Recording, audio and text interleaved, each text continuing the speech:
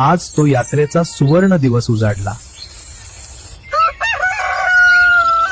आई पहाटेच उठली आणि यात्रेच्या तयारीसाठी घरकामाला लगबगीने लागली.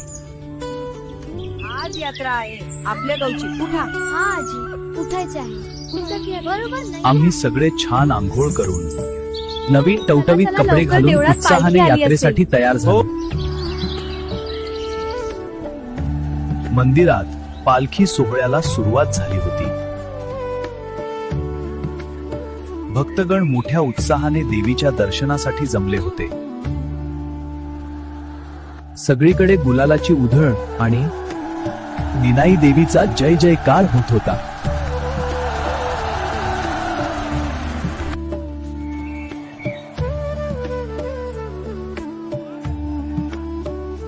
यात्रेत कुस्तीच्या रंगतदार स्पर्धा भरायच्या.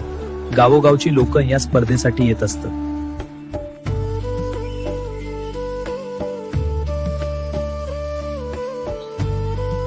पाहुणे मंडळी दुपारचं जेवण आटवून अंगणात निवांत बसून गप्पा रंगवायचे. दुपार होताच गावात महाराष्ट्राचा पारंपरिक तमाशा रंगायचा आणि सगळं गाव त्याचा आनंद लुटायचं.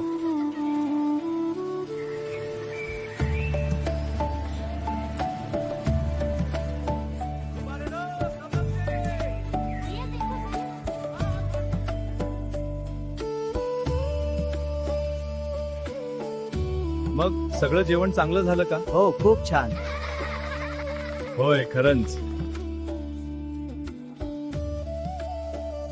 रात्री होताच दिव्यांच्या प्रकाशात महाराष्ट्राचा पारंपरिक तमाशा रंगतदारपणे रंगायचा. असा यात्रेचा अनुभव कोणी कोणी घेतला आहे? खाली नक्की कमेंट करा. Download ShareChat.